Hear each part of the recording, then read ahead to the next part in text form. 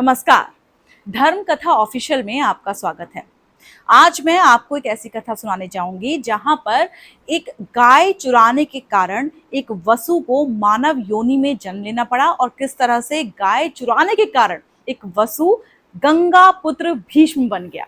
जी हाँ, जैसा कि हम सब जानते हैं, सनातन धर्म में 8 वसु हैं, 11 रुद्र हैं, 12 आदित्य हैं और 2 अश्वनी कुमार हैं, जो मिलकर बनाते हैं 33 कोटि देवी देवता।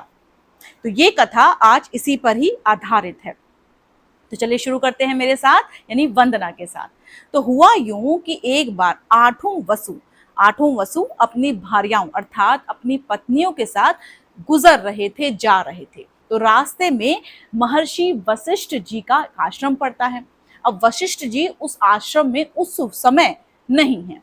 उनमें से एक वसु, उन 8 वसुओं में से एक वसु, धौ नामक वसु, जिसे धरा भी कहते हैं, उनकी पत्नी वहां पर देखती हैं कि एक गाय जो है वो बंधी हुई है अपने बछड़े के साथ। और उस पत्नी का, मतलब धौ नामक वसु की पत्नी का उस गाय पर दिल आ जाता है, वो उसकी तरफ देखती ही जाती हैं। तो वो अपने पति से पूछती हैं कि प्रभु, ये गाय किसकी है? इतनी सुंदर गाय आखिर है किसकी? तो इस पर धौ नामक वसु उन्हें उत्तर देते हैं कि देवी, ये गुरु वशिष्ठ जी की गाय है, जिसका नाम है नंदिनी।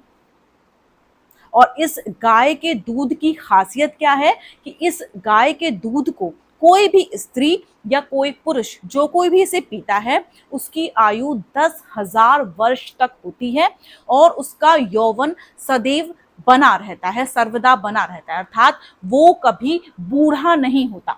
तो इस पर धौ नामक यानी कि धरा नामक वसु की भार्या पत्नी ने कहा कि मुझे अब तो यही गाय चाहिए। क्यों? क्योंकि मेरी एक सखी है जो कि मानव योनि में है, धरा पर है, और वो हमेशा बीमार रहती है। मैं उसको इस गाय का दूध दूंगी, जिससे वो ठीक हो जाएगी और उसका यौवन भी बना रहेगा। तो वो जो भार्या थी ना, वो एक तरह से अड़ गई कि अब तो मुझे यही गाय चाहिए। इस पर धौ नामक वसु ने क्या किया, उस गाय को उसके बछड़े समेत चुरा लिया, उसका अपहरण कर लिया और उसे अपने साथ ले गए। अब कुछ देर बाद जब गुरु वशिष्ठ जी अपने आश्रम में आए तो उन्होंने देखा कि उनकी प्यारी गाय वहां पर थी ही नहीं। तो उन्होंने इधर उधर ढूंढा, पूछा और फिर तुरंत ही ध्यान योग से ये पता लगाया कि जो 8 वसु हैं ना, उन्होंने मिलकर उनकी नंदिनी, उनकी गाय को चुरा लिया है। इस पर गुरु वशिष्ठ जी ने वहीं पर खड़े खड़े उन सब 8 वसुओं को श्राप दे दिया कि तुम सभी 8 वसुओं को मनुष्य योनि प्राप्त हो। अब जैसे ही वसुओं को ये बात ज्ञात हुई, पता चली, तो सारे के सारे वसु दौड़े गुरु वशिष्ठ जी के पास और उनके पैर पकड़ लिए कि स्वामी प्रभु, हमें माफ कीजिए, हमसे ये गलती हुई कि हमने आपकी गाय चुराई, लेकिन चुराई हमने नहीं है, ये जो धौ नामक वसु है ना, ये उठा कर ले गया है, हम तो बस साथ में ही थे। तो इस पर गुरु वशिष्ठ जी ने क्या कहा, उन्होंने कहा कि देखो, तो तुम 8 वसु हो, 7 वसुओं को मनुष्य योनि में तो जाना पड़ेगा, लेकिन कुछ क्षण के लिए तुम्हें मनुष्य योनि में जाना पड़ेगा और तुम फिर वापस वसु बन जाओगे। लेकिन जो 8वां वसु है ना, धरा नामक वसु, जिसने मेरी गाय चुराई है, उसको बहुत अधिक समय तक, लंबे अंतराल तक मनुष्य योनि में रहना पड़ेगा और मनुष्य योनि में रहकर विभिन्न तरह के दुखों को, दारुण दुखों को झेलना पड़ेगा। क्यों? क्योंकि उसने मेरी गाय चुराई, मुझसे बिना पूछे मेरी गाय का अपहरण करा है।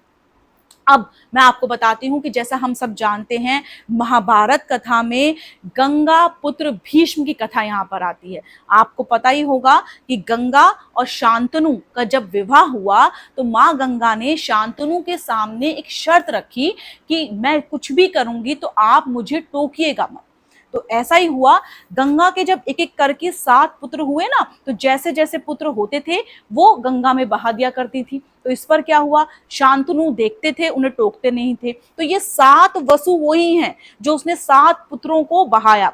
ये 7 वसु कुछ क्षण के लिए पैदा हुए, मनुष्य योनि में आए और तुरंत ही गंगा ने इनको श्राप से मुक्त कर दिया, गंगा में बहा दिया।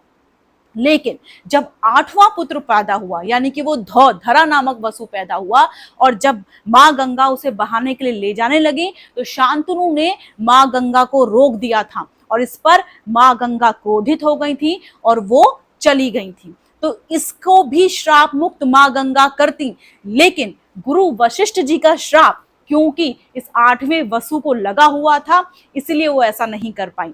तो क्या हुआ, यही 8वां वसु गंगा पुत्र भीष्म कहलाया, जिसे हम लोग भीष्म पितामह भी कहते हैं। और इस मनुष्य योनि में वो आए, विभिन्न तरह के दुख, दारुण दुख इन्होंने झेले। तो ये जो कथा है ना, ये दर्शाती है कि आप कोई से भी जन्म में कैसा भी पाप करें, आपको वो झेलना ही पड़ेगा। तो भीष्म पितामह या गंगा पुत्र भीष्म की जो कथा है वो इससे संबंधित है। कैसी लगी आपको ये कथा, मुझे जरूर बताइएगा। कोई कमी रह गई हो तो वो भी जरूर बताइएगा। और प्लीज धर्म कथा ऑफिशियल को सब्सक्राइब कीजिए और मुझे फॉलो कीजिए वंदना.भारद्वाज.9066 पर। नमस्कार।